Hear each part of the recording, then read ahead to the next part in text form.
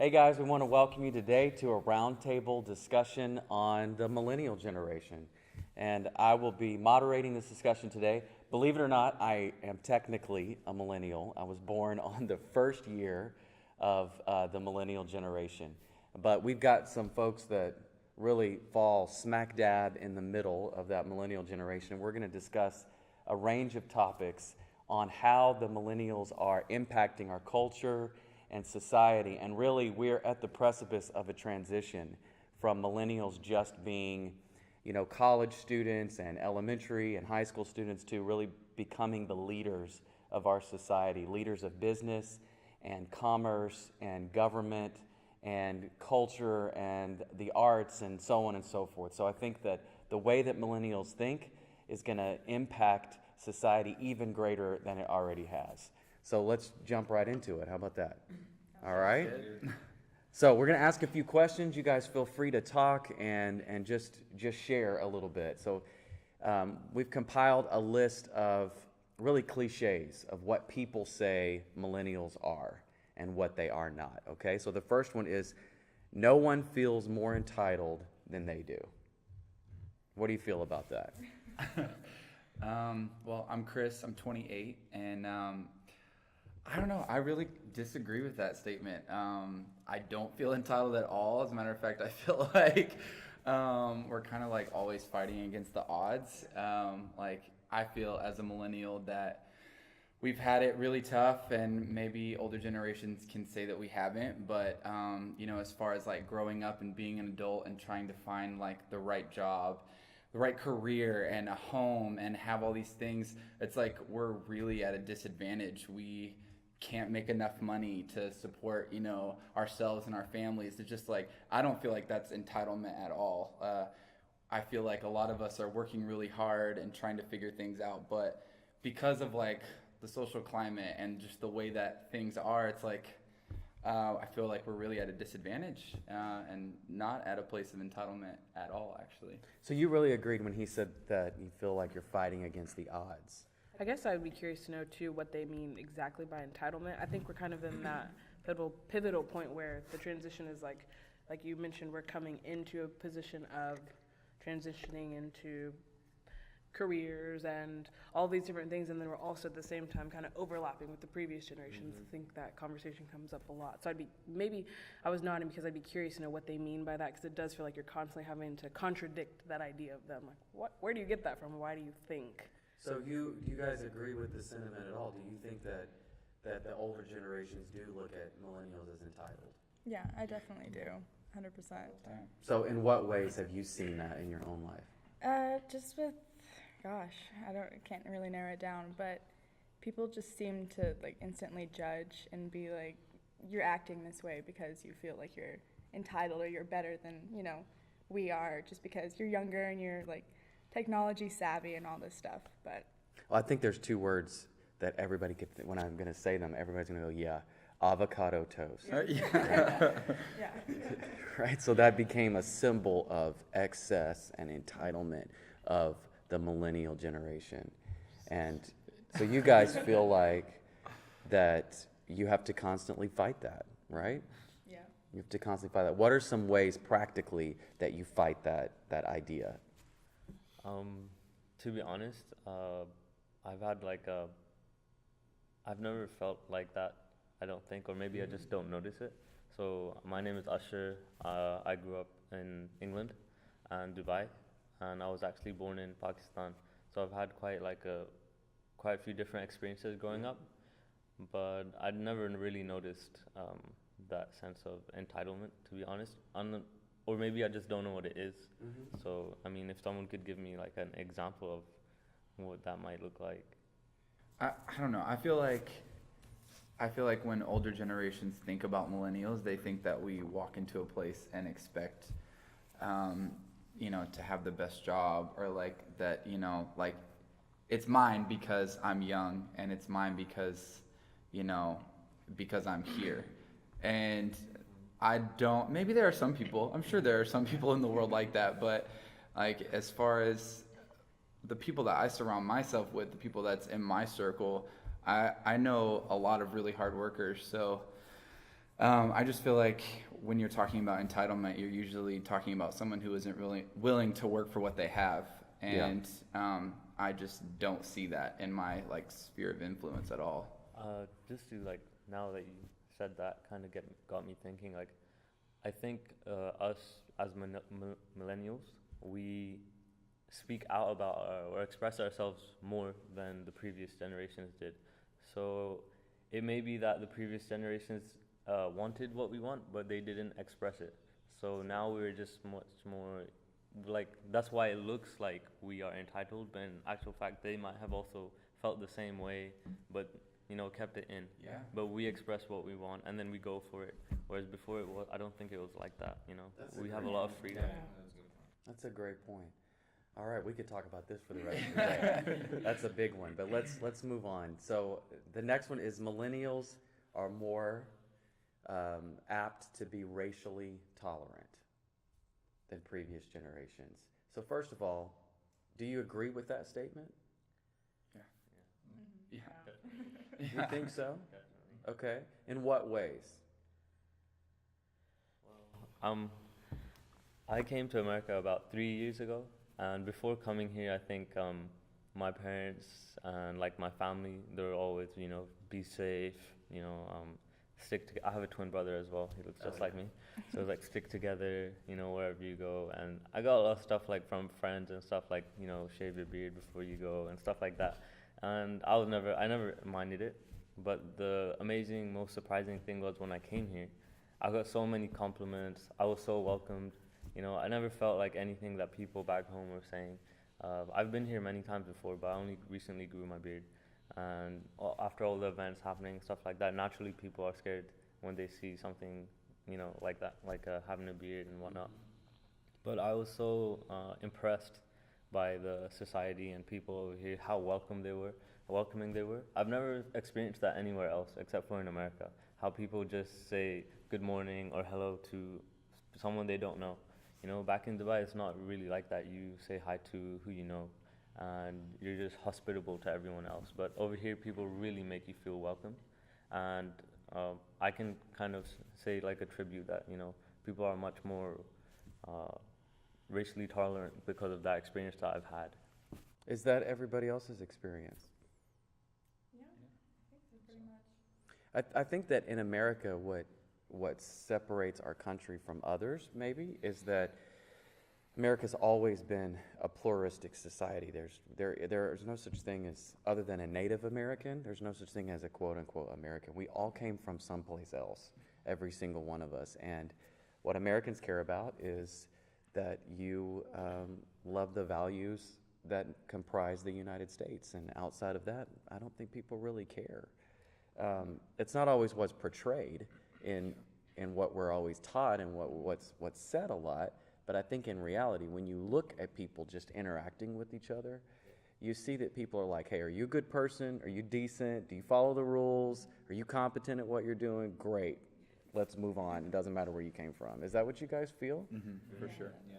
And do you think that that's because that a big push for that type of attitude comes from the millennial generation? I think it's just been magnified in our generation, because a lot of things are coming to a point. That's no secret, a lot of protests and all these things. And so it's kind of, we've had to take like a second look, where in the past, especially the last generation, didn't really have to experience those things in the same way. And now it's being brought up. And so we all just kind of have to, I feel like, reevaluate where we're at. And make sure that we are more tolerant of everyone.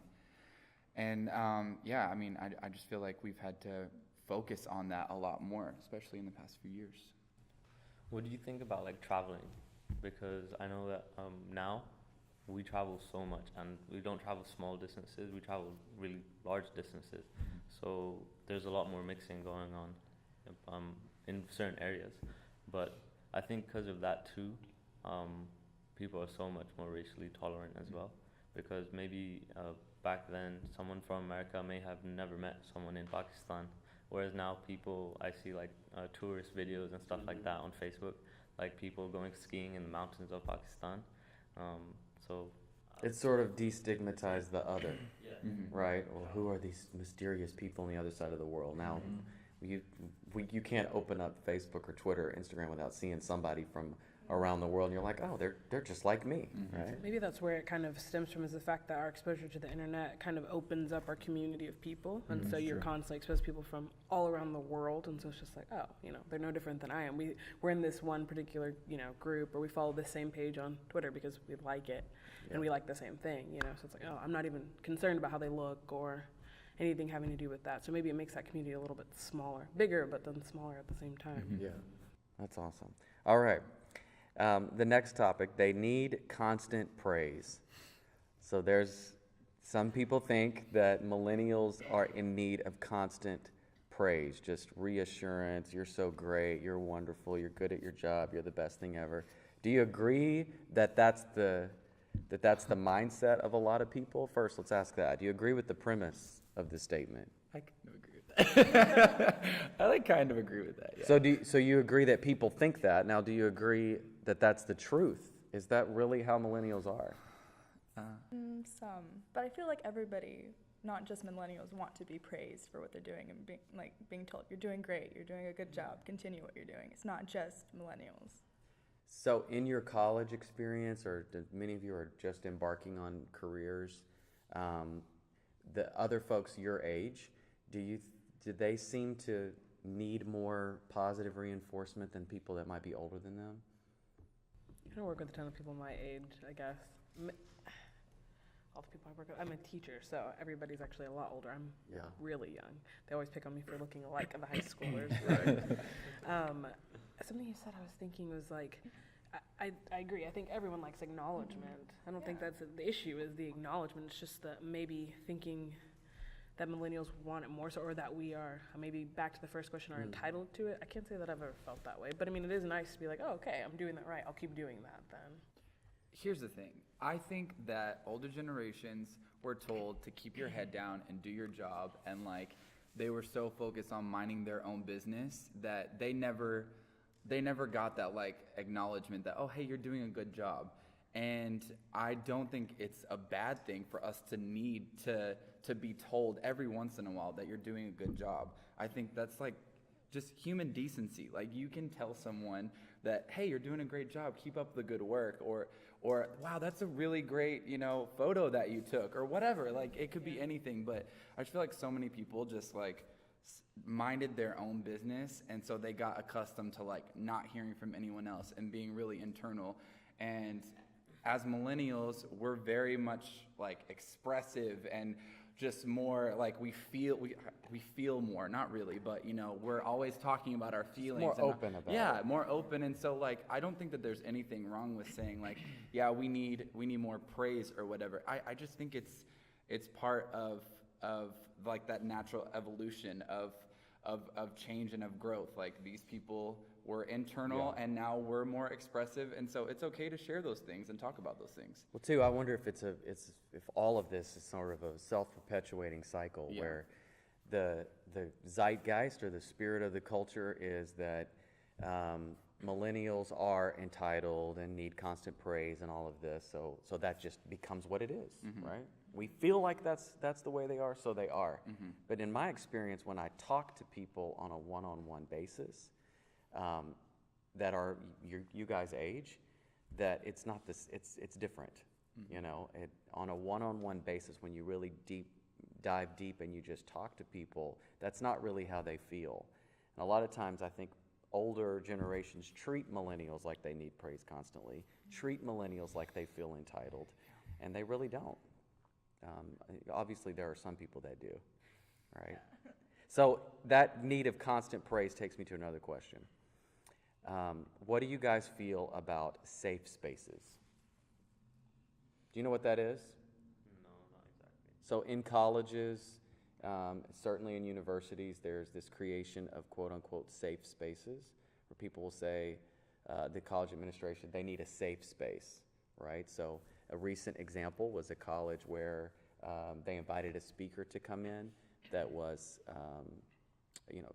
espousing principals or opinions that were different than the majority of the college students. So they created a safe space for those college students that had literally stuffed animals, Play-Doh, cartoons playing, just sort of a safe space. So I hear that repeated a lot, like this is a safe space. You're in a safe space. What do you feel about the concept of safe spaces for millennials? I don't think it's a bad idea. Okay, why? It's just not reality. It's not the world. The college can provide that for you. Your parents could probably provide that for you, but at some point you're going to be without that college and those administrators or whoever that have your back. At some point you're going to be without your parents, and we need to prepare ourselves. It's our jobs, I think, to make ourselves uncomfortable and kind of train ourselves for that, because that's going to be real life one day. There's going to be a job you're going to have, or any kind of scenario where someone's not going to give you that benefit of a safe spot, and you need to know how to handle it. And you can't just crawl up and go watch cartoons or play with Play-Doh. You gotta grow up and handle it. And I just think it's temporarily making someone feel better, but it's not good for them in the long run, kind of like just disciplining a child or something like that. You don't want to get on your child because you don't want to hurt their feelings, but if you don't do it, they may grow up to, be a brat or something like that. So it's just, I think... You may grow up to be someone who needs a safe yeah, exactly. So I just don't think it's a good idea. I like that we're looking out for one another and conscious of how each other feel, but you shouldn't be so offended by someone else that you need a safe spot, I think. I think you should be grown up enough to handle what someone else has to say and listen to it and respect their opinion. Excellent. So the next question. Millennials are social media experts, not question, statement. Millennials are social media experts. Do you agree with that? I wouldn't say expert. I mean, I think we all use social media. If that makes me an expert, fine. But I mean, all of us use it, but Compared to your mom's friend Trish. for sure. I mean, yeah. I probably know more than the older generation, or maybe even. Please don't wave your hand towards me. I don't know. I'm motioning back. Okay, okay. No, yeah, I mean, me personally, I happen to know more about social media because it's part of my job. So, I have to think about analytics and our reach and all of that kind of stuff. Yeah. But I don't think most people think about that. I think most people say, hey, this looks like a delicious salad. Let me post it online. Like, that's the basic, use of social media. Did you just call it them I basic? did. If you got that, the salad, and then into the basic. I yes, you got caught it. that. I picked it up. I missed nothing. Yeah, so I mean, I don't think that we're all experts, but I mean, for some of us, it is a part of our job. So there's more to it than just, your average everyday use. So why do you guys think that social media is such a big part of our lives as millennials? I don't know if it's maybe it's big in comparison to the previous generations because Well, it didn't exist. Exactly. I was gonna say, so we're kind of like the guinea pig, so to speak, on it. So of course it's gonna be monumentally higher because they didn't have that option at all. So who's to say? I don't know. Kind of would they have used it as much? But in comparison, y'all are always on your phones. Well, you didn't really have that. So because I see people who are older than me who now they have phones and they're on it just as they're on it. So let me ask you, do you think it's a good thing? Do you think all this technological advancement, and obviously there are great aspects, but overall for the culture, do you think that's a good thing, net positive or negative? Net? So you mean overall? Overall, yeah. I think where we kind of find ourselves now is we need to be a little more proactive about, and I say this because I actually teach technology classes at the high school level, so we're constantly having conversations about phones and technology and all the integration and stuff. And I agree that I think there's so much good that can come of it, there's so much use, I'm all about it. But moving forward, we need to create, I guess, a set of standards on how you conduct yourself on the internet. That's where we're lacking in technology. People are kind of getting themselves into trouble with all these different avenues of not knowing, because it is so new, relatively speaking, we don't know in some ways how to conduct ourselves with that platform, and so it does have a lot of potential to be bad when there's no set of standards for it. So I think we can do a better job of setting those standards and guidelines so people know how to conduct themselves. Balance. All right, next statement. a lot of people talk about this. There's been a lot of articles written about it. There's been studies done about it. There's been college courses taught about it. And the concept is that the millennial generation is not interested in marriage. They don't really want to get married. So they're pushing back the date of marriage, and a much greater percentage of millennials opt to never get married. So I'm not really asking if you agree with that or not, because it's just, statistics. That's a fact.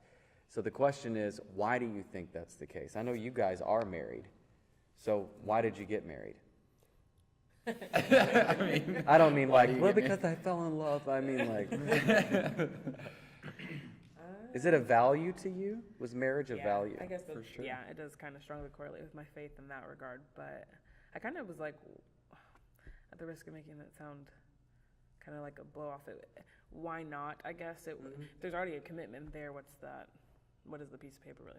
Just the semblance of the commitment in the ring and the last name. But I mean, before we got married, we were together for 5 years already. So it's kind of just seemed natural to transition into that anyways. Yeah, same here. Very similar experience. I was dating her for a while, and it was like on and off, and we really needed that commitment to make it something that was gonna last. Things came up and life came up, but every time we like somehow found our way back to each other. And so like we just decided, like, in order for this to really work, I need that commitment. I need to say, like, I do forever, and because I know that we want to be with each other. So like it was a value thing.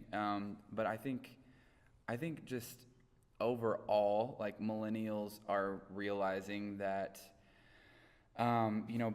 right after you get out of college, or just that time really before you get into your 30s, like is an opportunity for you to be a little bit selfish. And so I think people are prolonging the time before they get married because I don't think it's that they don't want to get married. I think they're just realizing that I want to take a little time for myself. I want to travel, or I want to, stay up late and go do this or go do that or whatever. And really, when you get married, you kind of trade in all of that to start a life and to build something. And they're not, one thing isn't better than the other, but it's just a very different experience. And we're living a lot longer too, right? Yeah. So there's more time for that. Life is longer than it was. Do you think there's any other contributing factor to the fact that the marriage rates have gone down in this generation? Yeah. Oh, go ahead. Tinder. Yeah. So sex. You think just the availability of multiple sexual partners? Yeah. Mm-hmm. That wasn't really more of a value that was frowned upon back then. Now it's kind of more, you get props for it nowadays or something like that, Yeah. But I think one of the big contributing reasons is kind of like what Chris was saying. Back then, it was kind of stereotypical women, get married real young, start having kids, homemaker.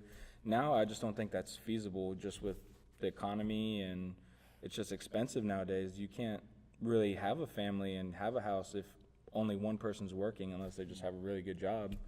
And I think, we're having to go to school for longer to do what we want to do, and then you're paying off, debt or whatever, and it's just life passes you by. And I think sometimes people get to a point where they're like, wow, I'm already this age, like, just forget it. Or it just shows that we're getting married later because of these things. I think they all contribute to it. So you guys are not married. Do you want to? Do you want to be married one day? Yeah, I guess. You guess. So I hear from a lot of younger people that will say, I sounded so old just then. I hear from a lot of young people that they say, yeah, if it happens, right? Do you want to get married? Yeah, if I meet the right guy, if I meet the right girl. Is that kind of how you feel? Yeah, that's kind of how I feel. I mean, I'm only 21, so I can't even imagine myself being married right now. And like Chris said, like, I do want to take time for myself, and I want to travel and do all this fun stuff. And if I happen to meet the person along the way, then it'll happen.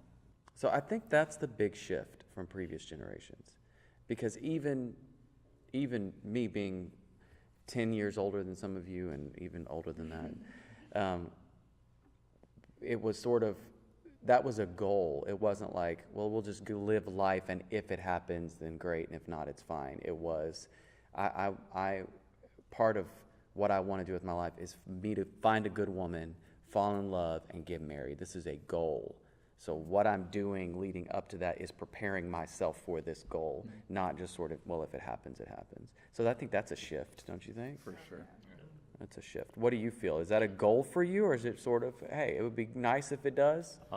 I think I'm still old-minded, and I still think like that. But I think that also has to do a lot with my faith. Like Islamically, it is like half our religion to get married. So meaning like to take care of someone and your partner and stuff like that is part of our religion too. And I think it's like, people used to actively seek, that goal, like finding a partner. Whereas now there's so much more entertainment in life and things to do that's become like on the side. If you need to, if you really want to, then go for it. If you don't, then it's fine. So it just, I think, depends on where you are. Like, I think we were talking about America, so over here it's not really that big, but I still do want to get married, and it is a goal for me. Yeah, and I think for me, it was my faith that influenced that a lot as well, right? It's definitely a part of the value system that I held. So marriage and family is part of it, not just a sort of a practical step, but a value, which I think is different for a lot of people. I think maybe one factor that we didn't necessarily talk about is the fact that a lot of millennials, I don't know necessarily about anyone's particular story, but a lot of millennials are the products of failed marriages. So maybe that's tainted part of their viewpoint too. Is okay, it didn't work out for them, so no need to do any of that, just kind of keep pushing it off. I think I actually, like, if I think of my closest friends and people in my circle, if I pick 10 people, a majority of them have parents that are separated. Actually, mine are still together, and even then, like, I'm the minority for sure. Yeah. I mean, if you think about what really separates like a marriage and a relationship, or at least like faith-based, I mean, with marriage, you have sex and you have children. And in a relationship, at least back in, the older generations, it was like, if you were just in a relationship, you don't have sex, you don't have children, you don't, live together, you don't do all this stuff. And now since those lines are blurred and it's... Well, there were perks that were reserved only for marriage. Yeah. And now those walls have just sort of come down, and Right. everybody can have the perks, right? Right. So, I understand, if those aren't your values, if that's not what you like, you don't see an importance in that because you get all of the same things. You can have a child and you can live together and you can have this whole life together, and there's really no point in marriage. Like that, it makes perfect sense. I don't see why you wouldn't get married if you're going to do all of those things personally, but you don't have to, because like he said, you get all the perks and you get to do all this. So the next natural question, and we'll move on after this, but the next natural question is that a good thing? Is that a good thing that you go, well, now we get it all without marriage? Is that good? I don't think so. Yeah, I think my faith's too. Yeah, no. Okay, so we'll move on. The next question here is, or the next statement here is that millennials are totally content with living with their mom and dad. So we see a lot of articles written about that, like, this millennial generation, they just move back in with their parents and let them take care of them and everything's fine. Do you agree with that? All of you shook your head no with that. Have you met my mom and dad? I love you, Mom and Dad, but no. But no, do you think, do you have friends that feel like they're content with that because it's less responsibility?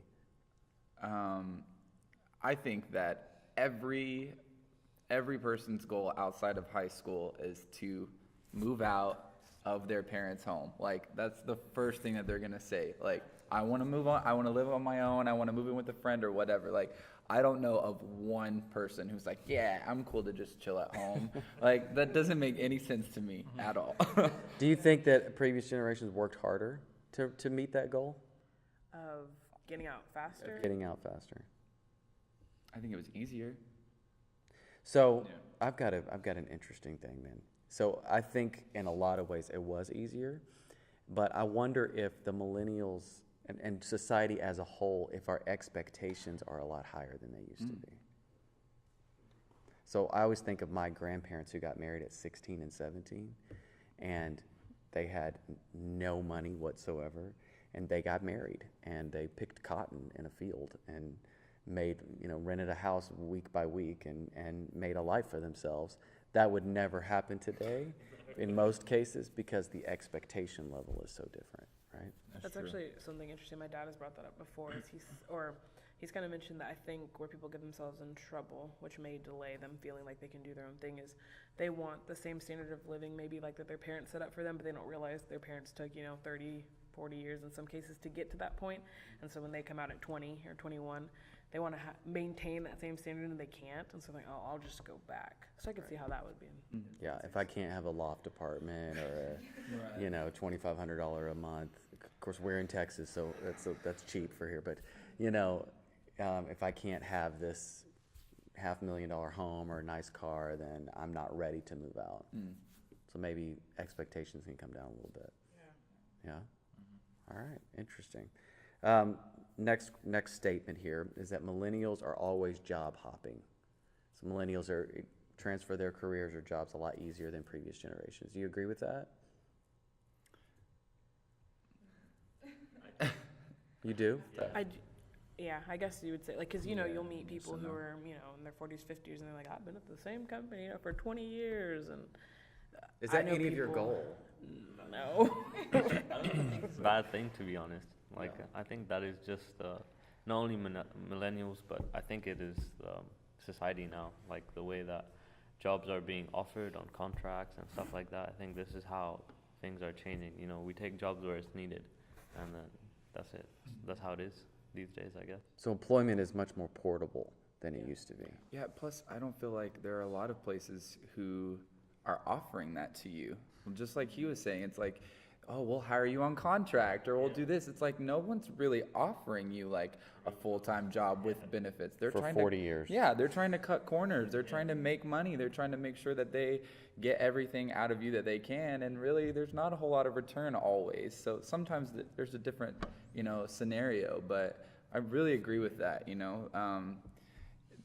We really out of necessity have to go where we're being asked or where there's a need. I don't think that there's even a space for us to be there for a long period of time. And I think millennials can use that to our advantage, right? To work that system a little bit. So do you think it's important then to have skill set in multiple areas? Yeah, for sure. I mean, I have so many graduate friends. I'm an international student, so I have to find a job 2 months after I graduate. Otherwise, I have to head back to Dubai. But the thing is, a lot of my graduate friends, they're all engineers in certain areas, but they always tell me they didn't find a job that is, right down the line of their degree. So it's like we adapt to the job that's being offered. I think that's our role now these days, to be able to do everything and anything competently, and it's difficult.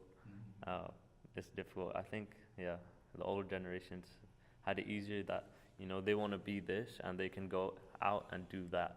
For us, it's like we choose this, we spend so much money on it, but we might not get it. So That was a good word. I think we are asked to be highly adaptable. Because, like you said, I didn't go to school to teach, actually. I went to school for business, and then it wasn't really working out. So I was like, oh, okay. So I had kind of thought about that in college. It was too late to switch at that point. So I was like, all right. So then I made adjustments, and then I went and did my certification to teach, and now I'm doing that. And I don't picture myself retiring from teaching. Actually, I still have other goals in between there. But yeah, I think we are. We're asked to be really adaptable. Well, I remember a story my grandpa told me where he needed a job. So he goes and he talks to a business owner just one-on-one and says I need this job, hire me, I'll do a great job. I have never been able to have that opportunity. We're dealing with thousands and thousands of applicants, and now we don't even get to see them on face to face. It's all online. So I have to have something that's gonna stand out in a sea of so many people. It's how do you even begin to comprehend that? Like, it's crazy. It's all of it's like based on luck and who you know, and like when you're trying to break into that, it's like, I don't know anyone. What am I supposed to do? You know? Yeah. Yeah. Yeah. So there's a lot of opportunities and a lot of challenges in this new world, really, this brand new world. So the next statement here, I think this is a good one to end on, is that all millennials are the same. Just in general, millennials they're all alike. Do you agree with that? That's really dumb. It's really dumb. Yeah. I think it's like, I kind of agree on it, because it's like, I think we all have certain things now.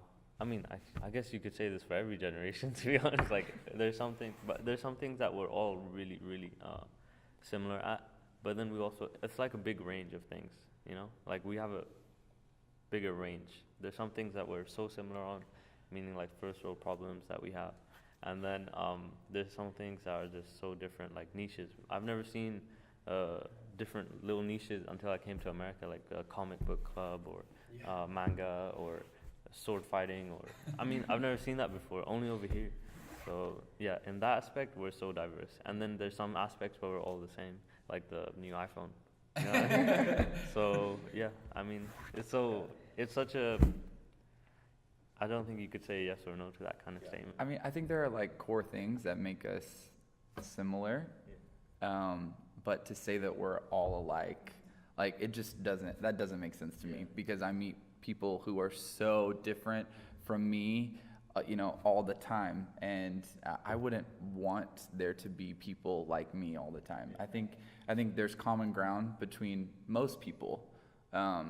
Regardless of what generation you're in, I think that you can find a common ground with most people, but to say that we're all alike, it's just... Well, I have a twin brother, so I can say that. I have someone who's just like me. No, I'm joking. He's not exactly like me, but I mean... Do you know what I think I've learned today, sitting around this table with you guys, is it's given me even a greater sense of hope in this generation taking leadership. It really has. And I think that millennials are filled with intelligent, curious, inquisitive people who are optimistic, right? Have their fears, have their concerns, but overall who are optimistic problem solvers. And I think that the millennial generation is filled with there's a lot of open-minded people. And really, millennials want what every other generation before them has ever wanted, right? They want a better life. They want to have a family, they want to be happy, they want to have a good life, and they want to contribute something to society. And I think we're not that different from previous generations when you just get down to it. We're just not that different. And technology has impacted the millennial generation a lot because we have it. It's the first generation to have it. And so that's definitely been an impact. But when you really drill down and you talk to folks your age, I don't think we're that much different than generations before us. So thank you guys for coming out today and having this conversation. I hope you learned something. I know I learned something and was able to grow a little bit and have a little bit better understanding of some of the challenges and the good things that we face as millennials today. Thank you guys for coming out. Appreciate it.